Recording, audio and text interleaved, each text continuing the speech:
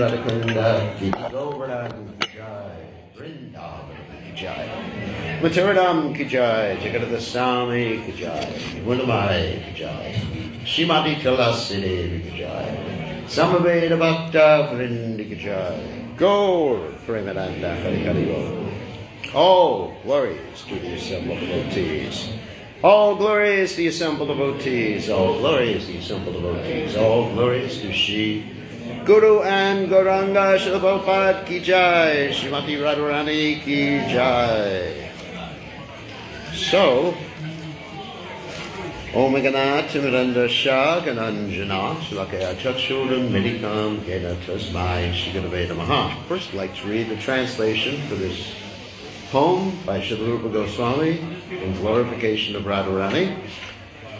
Translation is as follows: O Radha, O beloved of Madhava, O you who are worshipped by all the young girls of Gokula, all glories unto you, all glories unto you. O you who dress yourself in such a way as to increase Lord Damodar's love and attachment for you, O Queen of Lord Hari's pleasure grove, Vrindavan, which is a pleasure grove of Lord Hari. O new moon who was arisen from the ocean of King Vrishabhanu, O friend of Lalita, O you who make Vishaka loyal to you due to your wonderful qualities of friendliness, kindness, and faithfulness to Krishna. O you who are filled with compassion, O you whose divine characteristics are described by the great sages, Sanaka and Sanatan. O merciful Radha, please be merciful to me. So, today on Srimati Radharani's appearance day, of course, we're going to mention some stories about her appearance, and special treat, we're going to tell the story from the Lalita Madhava about how Radharani goes to Dwarka. Very interesting, in the form of Satyabhama. So hopefully we have time for all these things, but beginning with the class, we're going to talk about Radharani's ontological position, particularly her mood in relationship to Krishna. Because Krishna is her prananath. Prananath means the Lord of her life. She knows no one but Krishna as hers. And so, we're going to talk about this in relationship to Prabhupada's commentary and translation, or translations, on the Anshalila verses dealing with the last verse of the Shikshastika. Because this is a very important verse, and Prabhupada and Krishnadas Kaviraj Goswami elaborate on the meaning of this verse insofar as how it relates to Srimati Radharani, and also insofar as it relates to pure devotional service. The prerequisite for understanding Radha and Krishna. Of course, the Acharyas give us the methodology to approach Radha and Krishna. That first we approach Radha Krishna. Before we even approach Radha Krishna, we approach Lord Nityananda in the aspect of his representative, the spiritual master. And by approaching Lord Nityananda, one becomes free from material desires or anarthas. Then you can approach Lord Chaitanya after approaching Lord Nityananda, and you come to the ecstatic platform by approaching Lord Chaitanya. But still you don't quite completely understand Radha and Krishna. And to completely understand Radha and Krishna, you have to go through the 6 Goswamis of Vrindavan. So it is a hierarchy or a process that one should follow. First Lord Nityananda is representative of the spiritual master, then Lord Chaitanya Mahaprabhu, and then Radha and Krishna. So, Krishnadas Kaviraj Goswami in his verses on this last verse of the Shikshashtakas shows us what Radharani's mood is, what it means to be a worshipper of Radharani. And I'm going to read a little bit from this and comment a little bit on this. And of course, the last verse is Slishava Padavatam Panashtamamadarshanam Arvatam Kurutava Yatatata Bhavataratu Lambato Mad Prananathas Evanapara. So this translation that Prabhupada gives in this version of the Chaitanya Charitamrita is different than the translation we're accustomed to hearing. But it's a very deep, esoteric, rasika translation. So the translation Prabhupada gives is, let Krishna tightly embrace this maidservant who has fallen at his lotus feet, or let him trample me or break my heart by never being visible to me. He is a debauchee. I think everyone knows what a debauchee is. It means a man who doesn't remain faithful. And actually, we were talking about Lita Devi last night, and her friend Lalita, who's a friend of Srimati Radharani, sometimes calls Srimati Radharani Kalikini. Does anyone know what that means? Kalikini. What does it mean? Oh, unchaste one. So Krishna here is being called an unchaste person, as we know. After all, he can do whatever he likes, and still he alone, and no one else is the worshipful Lord of my heart. Now, I am a maidservant at the lotus feet of Krishna. These are paraphrases of the same verse. He is the embodiment of transcendental happiness and mellows. If he likes, he can tightly embrace me and make me feel oneness with him. Or by not giving me his audience, he may corrode my mind and body. Nevertheless, it is he who is the Lord of my life. Sometimes Krishna gives up the company of other gopis and becomes controlled, mind and body, by me. Thus he manifests my good fortune and gives others distress by performing his loving affairs with me. Or since, after all, he is a cunning, obstinate debauchee with a propensity to cheat, he takes to the company of other women. He then indulges in loving affairs with them in front of me to give distress to my mind. Nevertheless, he is still the Lord of my life. So this is the chastity of Srimati Radharani. I do not mind my personal distress. I only wish for the happiness of Krishna. For his happiness is the goal of my life. However, if he feels great happiness in giving me distress, that distress is the best of my happiness.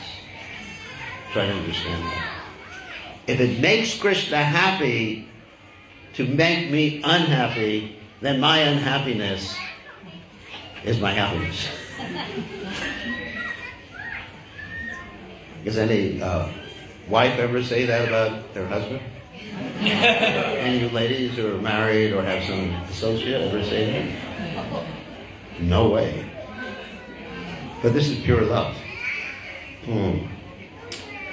And let's see. I'm skipping some of this. If Krishna, attracted by the beauty of some other woman, wants to enjoy with her, but is unhappy because he cannot get her, I fall down at her feet, catch her hand, and bring her to Krishna to engage her for his happiness. When a beloved gopi shows symptoms of anger towards Krishna, Krishna is very satisfied.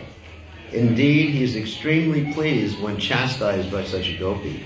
She shows her pride suitably, and Krishna enjoys that attitude. Then she gives up her pride with a little endeavor. So in other words, Radharani, of course, is the Adi Shakti, the Supreme Personality of Godhead, and she represents, or is the chief of the left-handed gopis. So that's called Vam in Sanskrit. There's left-handed gopis and right-handed gopis. That doesn't refer to how they write or type on their computer. That refers to whether they're unsubmissive, left-handed, or submissive. And Krishna prefers unsubmissive gopis, especially Srimati Radharani, because it spices up the relationship. Krishna does not like boring relationships. Now we have, on the other hand, an expansion of Srimati Radharani known as Chandravali, who is right-handed gopi, and she's very submissive. In fact, she gets angry with Radharani for chastising Krishna. That's how submissive she is in relationship to Krishna. But Krishna, he likes every minute to be intensely emotional. Everything he does, there's no boring aspect of Krishna's life. And so he enjoys the left-handed gopis. And of course, Radharani, as we'll be speaking in a few minutes, expands as Satyabhama in the Dwarka pastimes. And as Satyabhama, she's different than Rukmini, who is the expansion of Chandravali. And Chandravali, of course, is in the Vrindavan pastimes. And Rukmini is very submissive. When Krishna tries to get Rukmini angry, for example, in the Bhagavatam, there's a story where Krishna says to Rukmini, when she's a grandmother, you better get a divorce. You married the wrong person. So instead of getting angry at Krishna, what does she do? Does anyone know? She faints. And Krishna has to manifest 2 extra arms to catch her. But with Satyabhama, it's completely different. Satyabhama nags Krishna. I mean, no man likes a nag. So Satyabhama one time, when she saw that Rukmini was given the Parijata flower, she said to Krishna, you got to get me a whole plant. And so that when Krishna went to fight with this Bhaumasura, this demon who had, actually Bhaumasura was Krishna's son, you know, and this demon who had kidnapped 16,100 princesses, then what happened is Satyabhama demanded the whole Parijata plant from the heavenly planets. And Krishna had to fight with all the demigods in order to keep that plant. Of course, he defeated all the demigods. So Satyabhama is always nagging Krishna. And Krishna likes that. Just like in spicing, let's say with eating food, nobody really likes, or very few people like, bland food, just boiled vegetables. One time, the devotees were trying to help Srila Prabhupada and give him just boiled vegetables. They were concerned about his health. And Prabhupada, when he was offered these boiled vegetables, said, let the starvation committee go to hell. So he wasn't cursing his disciples, but he was saying what he felt about boiled vegetables. So Prabhupada liked spicy. Anyone who, of course I did cook with Prabhupada, anyone who cooked with Prabhupada understood that when Prabhupada made a chaunce, you all heard of a chaunce before? Some of you call it chaunce. Prabhupada would throw so many red peppers at the end of the chaunce that when the chaunce was put into the dal, the devotees had to run out of the temple. Not because they had eaten or drunk the dal, because they were breathing the air that was 3 stories down in the same building. Remember that? Linda Maharaj will remember that. Everyone would go, he's chunking the dal. And when you would drink the dal, your throat was on fire. Maharaj would remember that too. And you never got sick. And, of course, Prabhupada also, I remember when the devotees started drinking a lot of herbal teas, and they said, Prabhupada, we're sick. You probably remember this. They said, we're sick. Prabhupada said, I'll make you a tea that'll get you better. And so Prabhupada invented this thing called the Brahmastra. And that tea was hot peppers and what else? Ginger root, hot peppers and things like that. And you drank it, and you better get better. So Prabhupada very much liked spicy things. And Krishna likes spicy things. In fact, you have the 5 basic rasas. You know, the Shanta ras, Dasha ras, Sakya ras, Vatsalya ras, and Mathurya ras. And then you have the 7 indirect rasas.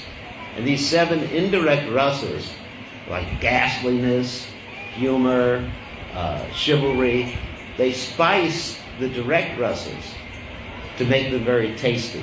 And this is what Radharani does. Just read a little more. Why does a woman continue to live who knows that Krishna's heart is unhappy, but who still shows her deep anger towards him? She is interested in her own happiness. I condemn such a woman to be struck on the head with a thunderbolt, for we simply want the happiness of Krishna. If a gopi envious of me satisfies Krishna and Krishna desires her, I shall not hesitate to go to her house and become her maidservant, for then my happiness will be awakened. And Prabhupada in the purport talks about this story from the Markandeya Purana, how there was a chaste wife who had a husband who wanted to see a prostitute. The husband had leprosy, and she served the prostitute. I'm not suggesting this as an example for all of you. She served the prostitute and enabled the husband to see the prostitute. And on the way to see the prostitute, the husband realized, oh, I have a great wife, don't need to see the prostitute. But on the way back, he touched Markandeya Rishi. And Markandeya Rishi cursed this gentleman to die before the rising of the sun the next day. And guess what happened? The lady said, the sun's not rising. And by her chastity, what did she do? She stopped the rising of the sun. And Suryadev had a vacation. And that's actually part of that story is a story in the Ramayana, which I'm not going to tell today. And that has to do with the birth of Sugriva and Bali. Krishna is my life and soul. Krishna is the treasure of my life. Indeed, Krishna is the very life of my life. I therefore keep him always in my heart and try to please him by rendering service. That is my constant meditation. Service to my lover is the home of happiness and is more sweet than direct union with him. The goddess of fortune is evidence of this, for although she constantly lives in the heart of Narayan, she wants to render service to his lotus feet. She therefore considers herself a maidservant and serves him constantly. And Prabhupada comments, these statements by Srimati Radharani show the symptoms of pure love for Krishna tasted by Sri Chaitanya Mahaprabhu. In that ecstatic love, his mind was unsteady. Transformations of transcendental love spread throughout his entire body, and he could not sustain his mind and body. So, now we're going to talk about Radharani, one story of Radharani's appearance. There's many different stories of Radharani's appearance. Now, if you go to Braj nowadays, some of you may hear that Radharani appeared in Varshana, and others may hear that Radharani appeared in Raval. So, in different yugas, or different days of Lord Brahma, just like when Krishna appears once in a day of Lord Brahma, Radharani also appears, the pastimes vary. They're not always exactly the same. So keep that in mind when you sometimes hear conflicting stories. There are several different stories about Radharani's appearance. The story I'm going to tell today comes from the Lalita Madhava. Lalita Madhava is a play written by Srila Rupa Goswami. He wrote two plays. Actually more than that, but two prominent plays, Lalita Madhava and Vidagdha Madhava. And he was instructed by Lord Chaitanya to write these plays as separate plays. Originally he was going to write them as one play. And when Lord Chaitanya Mahaprabhu heard the introductory words from this play, he was amazed and astounded how Rupa Goswami had understood his heart and mind. So these plays were finished after Lord Chaitanya Mahaprabhu left this world. But still, Lord Chaitanya, having read the beginning part, fully approved the conclusion of these plays. So, in this particular play, Lalita Madhava, and if anyone's interested in hearing the complete plays as an audiobook, you go on to ISKCONDesiretree.com. Anyone's heard of that? And if you go to my name, I have done recitations, that's readings of these plays, and there's music behind them, and they're very attractive readings. People really appreciate that. And there's also apps available on Android and iOS. So, here's the story. So in this particular version, Radharani appears from Mount Vindhya. So, Mount Vindhya had a rivalry with the Himalayas. And the Himalayas, they were very important because they gave birth to Parvati. So Mount Vindhya, in those days, and even today, mountains have personalities. We may not see that, but there are personalities in mountains. There's personalities, or there's spirit souls in every cell in our body. There's spirit souls everywhere. Sarvagata. So, Lord Brahma blessed Mount Vindhya that not only would he have a very special daughter, but he would have a son-in-law that would defeat Lord Shiva. So, once upon a time, originally Radharani and Chandravali came from the womb, respectively, of Kirtida and Chandrabanu's wife. Then they were transferred to Mount Vindhya, or the wife of Mount Vindhya, and Putana kidnapped them. The reason Putana kidnapped them is that Kamsa told Putana to kidnap them because he was told that the person who married this girl, Radharani, and that's Krishna, of course, would be the cause of his death. Now, Kamsa also was attracted, as we'll hear later on, to associating or even marrying Radharani. Of course, he could never approach Radharani. So, Putana was sent, and she kidnapped Radharani and Rukmini, who was Chandravali, and basically, Vindhya's priest, that is the priest of the mountain Vindhya, chanted a demon-killing mantra, and Putana became very weak. And one girl fell into the river, that was Chandravali, or Rukmini. And Radharani was transferred at that particular time to Rishabhanu and Kirtida again. Okay? So, Radharani's had a nurse named Mukura, and then also we found Lalita, Padma, Bhadra, Saivya, Shama, and Vishaka appeared in Vrindavan at the same time. So, in Dwarka, each and every queen is an expansion of a gopi in Vrindavan. Try to remember this. So we're trying to understand the mood of the gopis in Vrindavan, specifically Radharani, by examining the queens in Dwarka. There's a very similar mood. Now, the Vidagdha Madhava is only dealing with the pastimes in Braj. But by hearing the Lalita Madhava, you'll understand more about Radharani's mood. The Vidagdha Madhava gets very intimate. For example, we were telling one story to the devotees this morning. In the Vidagdha Madhava, we have Radharani lamenting that she is very unchaste. She's ready to commit suicide because she feels she's unchaste. And she says, I am attracted to 3 different men. So, and that's, of course, for those of you in the Western world, so what? 3 different men, 5 different men, you know, whatever. But if you understand Indian culture at that time, it's really important to understand as a background the Indian culture.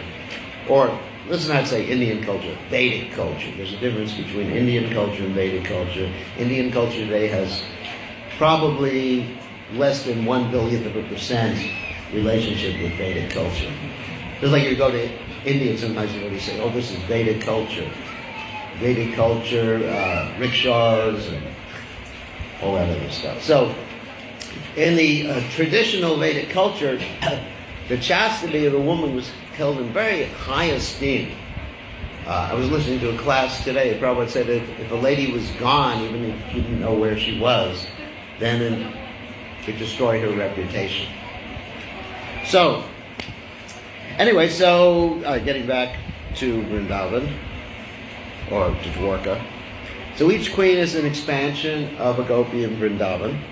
And, well, actually, I didn't explain this whole thing about the three men that Radharani was attached to. Okay, so let's go back to that. So Radharani said that I'm attached to 3 different men, I'm unchaste, I want to commit suicide.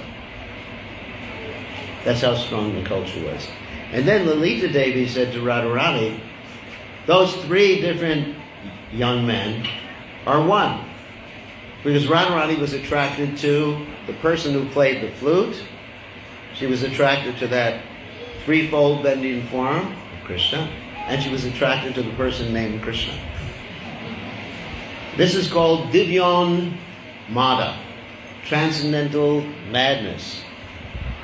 With transcendental madness, the pure devotees, under the jurisdiction of Vyabhachari Bhava, and of course, here we're referring to Srimati Radharani, they actually lose contact with reality and come in contact with the ultimate reality, Krishna. So, she wasn't aware they were all the same person, and Lita Devi said they're the same person. Radharani was relieved. So, in Dwarka, we have the situation where Kamsa wants to marry Radharani.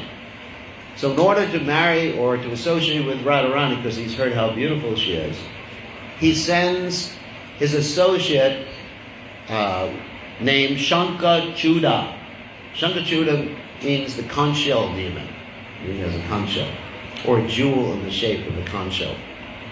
And he sends him to kidnap Radharani. Now, Shankachuda was an associate of Kubera. He was a yaksha. And Shankachuda stole from Kubera's treasury something called a jewel in the shape of a conch shell. And that jewel later on became the Shaimantaka jewel. Okay, so you understand that. So meantime, Radharani and her mother, not her mother, but her mother-in-law, it was a mother-in-law story. Her mother-in-law, Jatila, they go to worship Suryadev. Now when Radharani goes to worship Suryadev, guess who becomes the priest for Surya? Krishna and who else? Madhumangal. They become the two priests. And Radharani recognizes Krishna, but she's with Jatila, so she can't say anything. But Madhumangal, all he's interested in is the payment, the Guru Dakshin of ladus.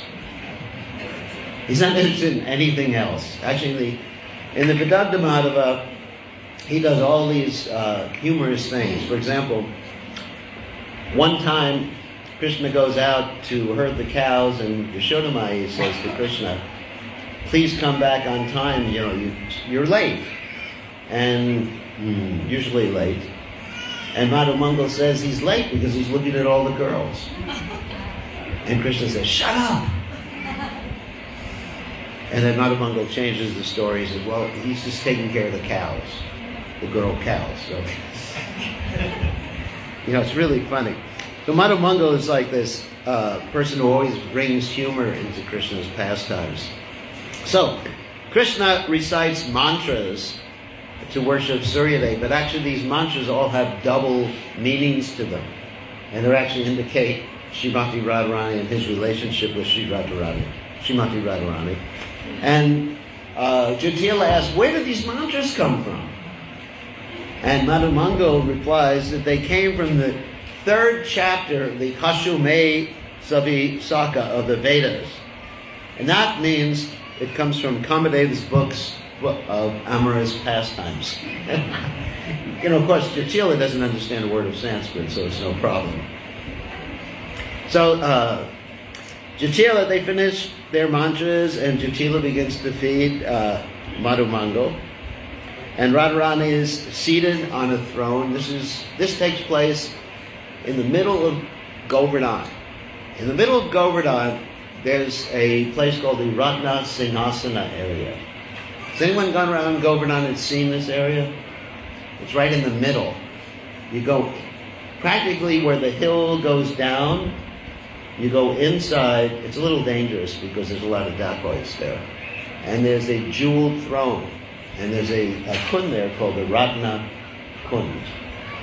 And this is called the Dark Forest. And so Radha and Krishna have many pastimes here. So, Radharani is seated on this throne, but unfortunately, Mukara, Radharani's grandmother, comes.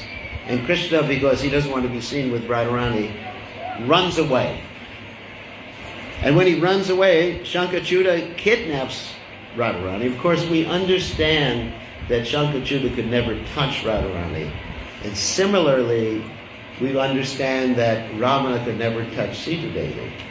So it's like an expansion of Radharani that he dealt with at this point, because had Shankachuda touched Radharani, he would have died and he wouldn't have been able to touch Radharani.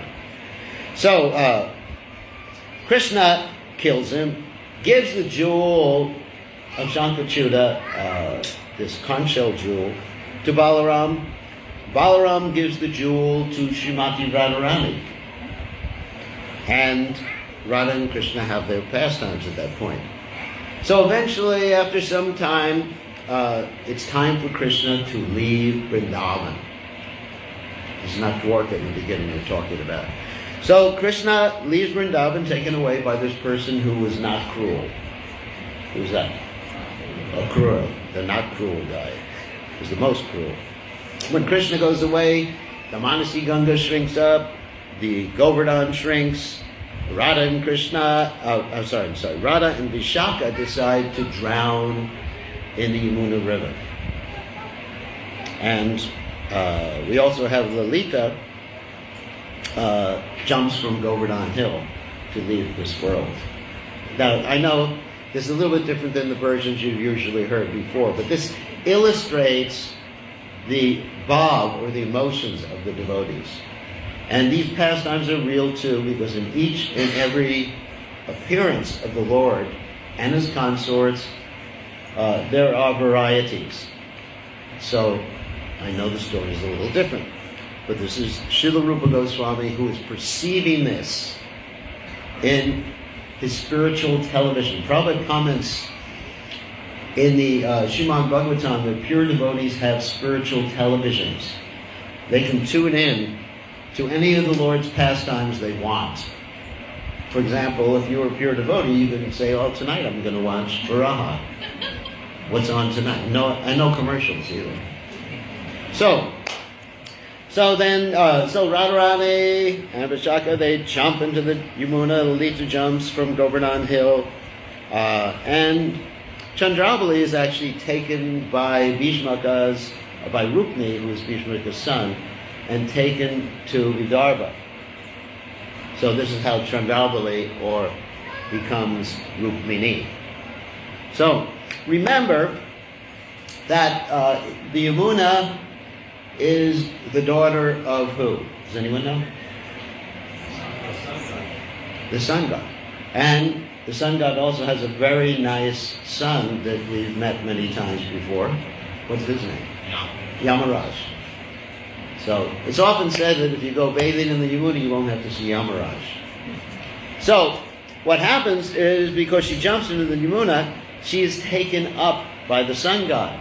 She's transported up to see the sun god along with this jewel that was taken from Shankachuta, that was taken from Kuvera. Okay? So, fast forward, she's up there in the sun god.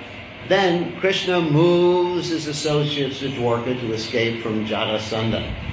So when he moves his associates to Dwarka to escape from Jarasandha, he gets a note from a young girl who's going to be married to someone she doesn't want to marry, to Shapal. And Krishna was planning to remain unmarried. He says this in the Brihad Bhagavatamrita. Actually, Krishna says this to Satyabhama at one point. He says, I never wanted to get married. The only reason I got married in the first place was because I got this note from this girl who was going to be married to someone she didn't want. And therefore, I got married. So if I married one girl, I get married 16,108. No difference. So, and then Krishna says to Satyabhama in the Brihad Bhagavatamrita, actually, I don't love you. The only reason I did marry you, apart from the point, that I had to get married to one girl, is you remind me of my girlfriends. Now that is really dangerous to say to your wife. And also it's mentioned in the Brihad Bhagavatamrita that when Satyabhama and Krishna's wives are lying there in the beds next to Krishna, Krishna's reciting the names of his girlfriends. So at night, Krishna is saying, oh, Radha, oh, Chandravali, oh, what, the rest of the girlfriends, and it's really driving his wives crazy. So Radharani's up with the son.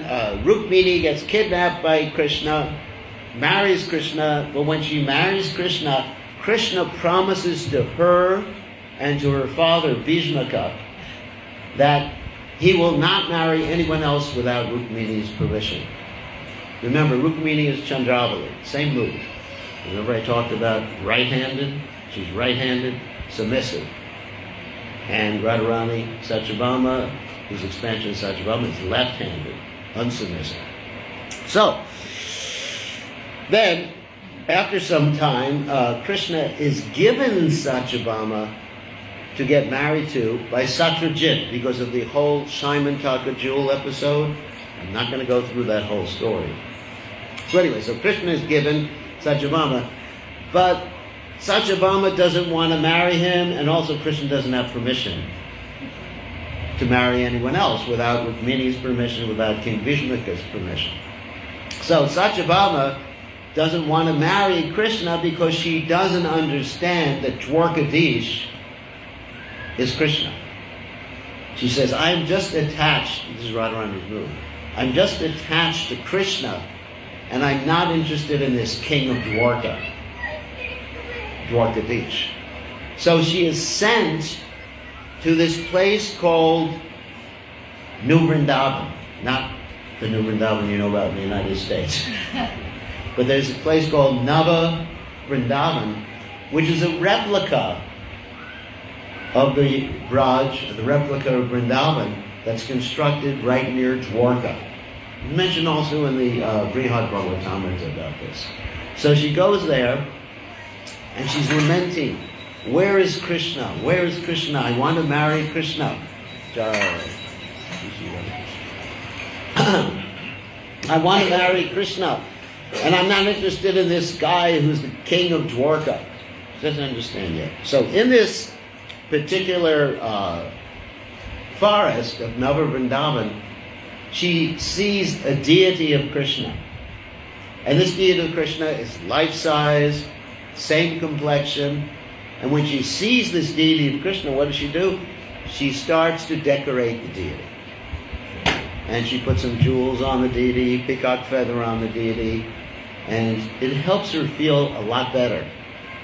Then she hears someone coming. So she jumps into the bushes so no one can discover her. And the person who's coming is Dwarkadish, or Krishna. And he walks through the forest and he sees the deity and he says, someone has been decorating my deity. I want to find out. And in order to find out, he takes the deity and puts the deity in the bushes. And he puts the same decorations that Satyabhama, who was actually Radharani, remember? Same mood.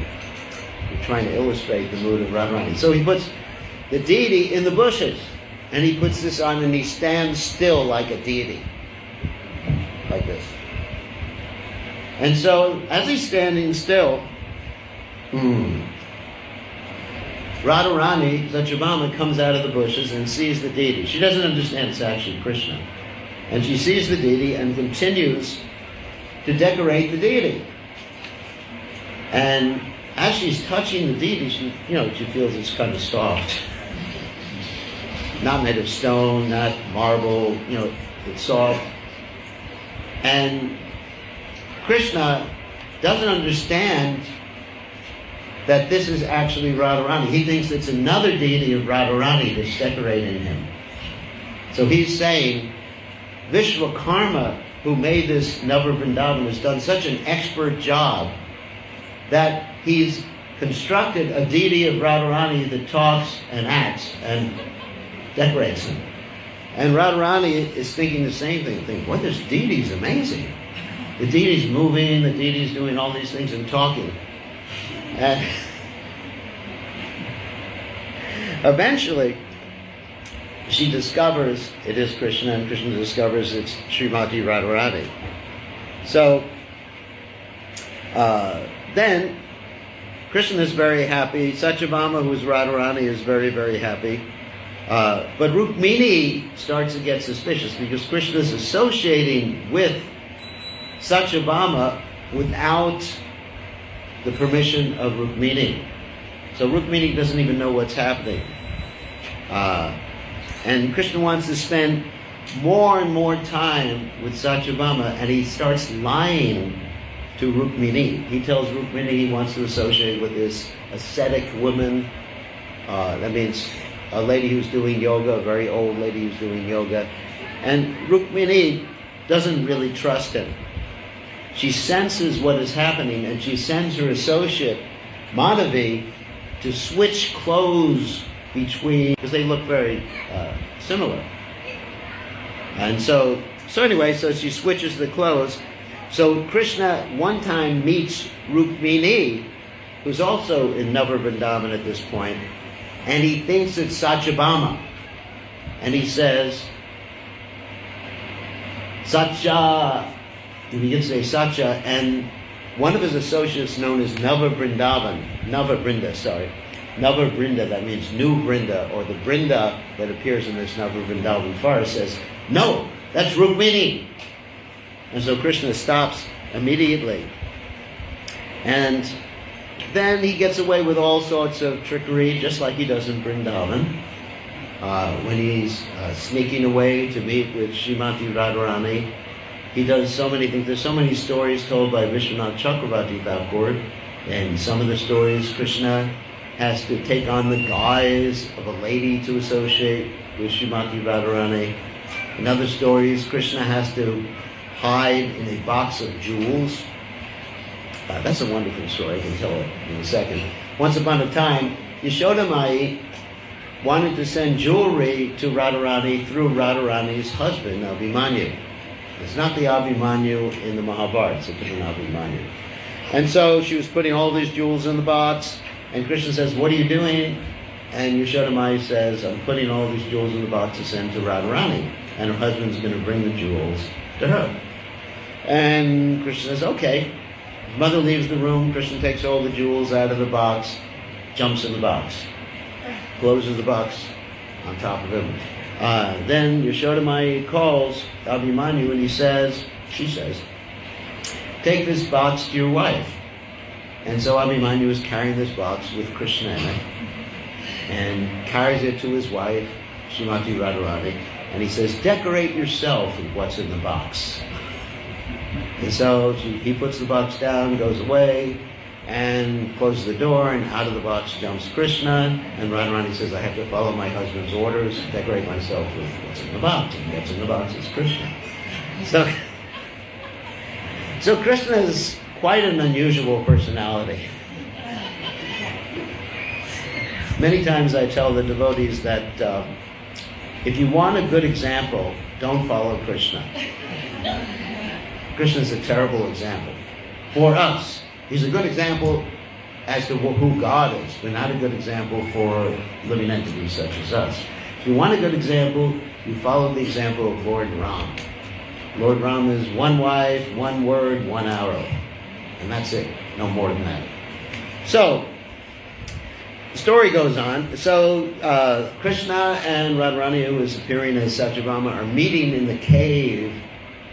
They'll have different pastimes. And in one particular cave, there's pictures of all their Vrindavan pastimes. And just like some of you who are a little older, you pull out your photographic book. Of course, now you go on the internet. And you look at pictures of when you were young, right? Some of you are married, you have your wedding pictures. Anybody have their wedding pictures? No. And you look at pictures, oh, I was so young, it was so nice. You look so good then. So, Krishna and Radharani are doing the same thing. Of course, they're always young. Krishna is Nava Yovana. And Radharani is always young. So they're not looking at their pictures thinking, how did we get old? Like we do. So they're looking at these pictures, and some of the pictures they're enjoying very much.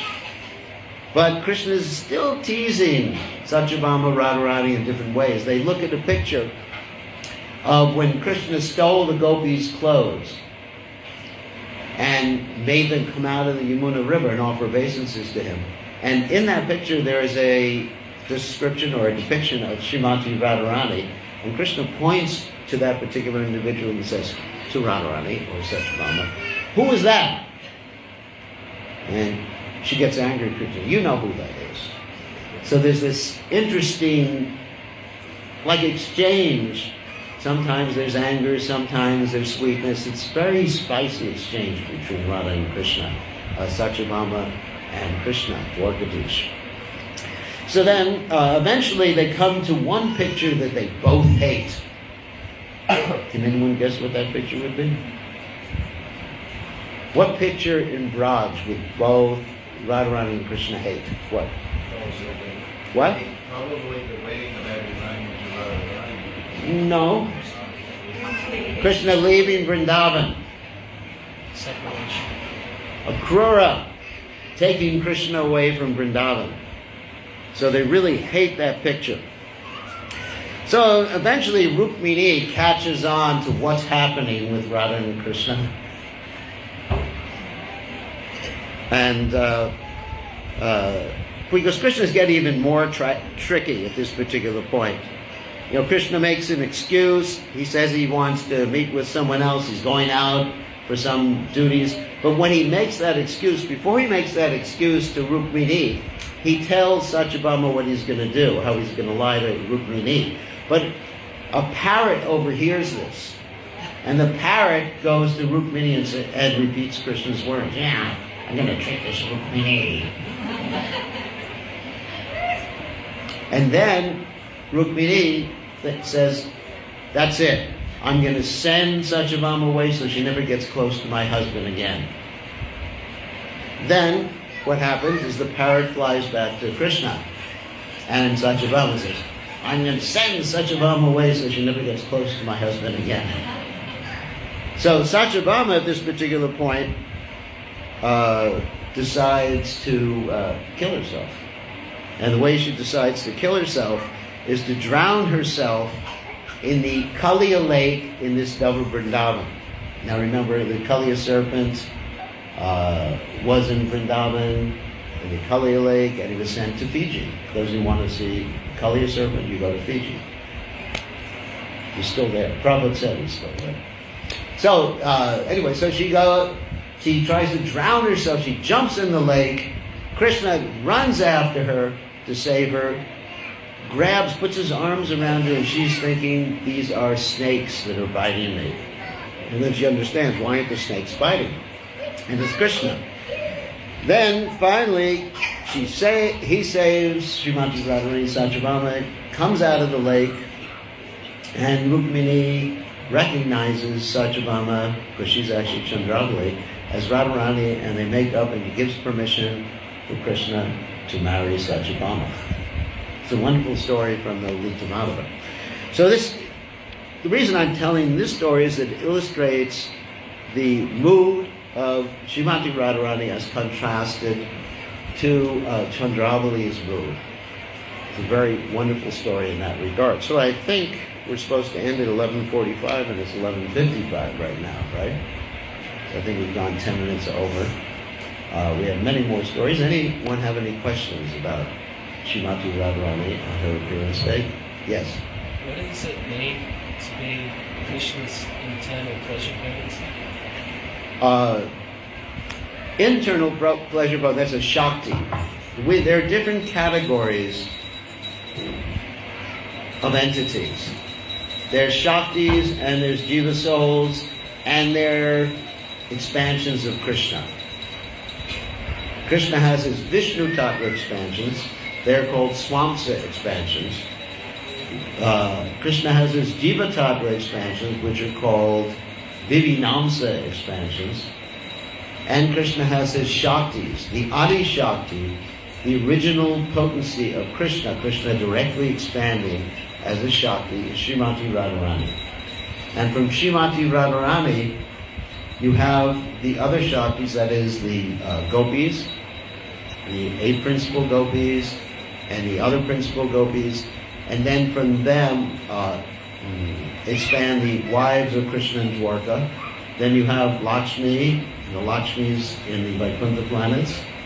And then ultimately, those Shaktis are manifest in the material world as the Maya Shakti.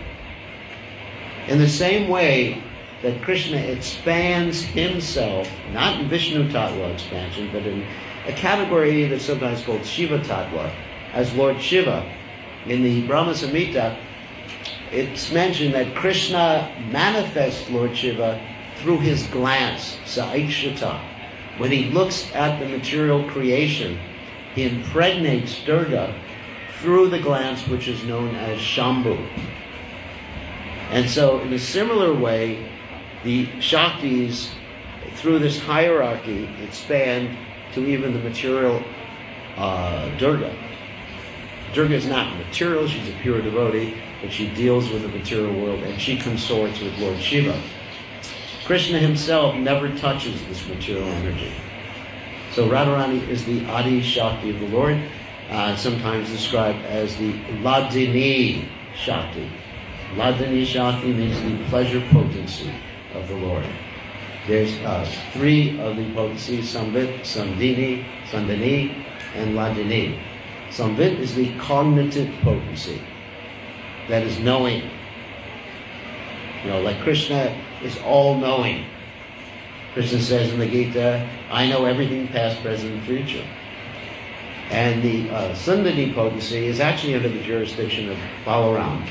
And that's the maintenance potency, both the maintenance of this world, which is conducted or held up by Ananta Shesh, who's an expansion of Balaram. And then in the spiritual world, you have Balaram maintaining spirituality, the spiritual planets and everything like that.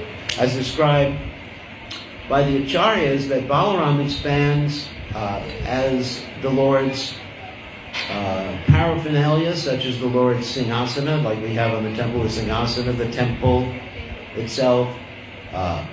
Practically all the paraphernalia of the Lord is expansion of Balaram. So these are the different tattvas. Tattvas means the categories. Basically, there's Jiva Tattva, in one sense there's Shiva Tattva, there's Shakti Tattva, Vishnu Tattva, and Maya Tattva, etc.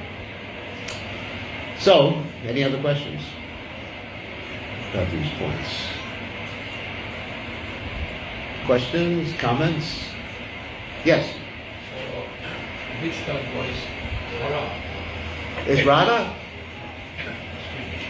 Hara in the Hare Krishna Mahamantra. Hare. The Hare, yeah, in the Hare Krishna mantra it's Hare. That is Shakti.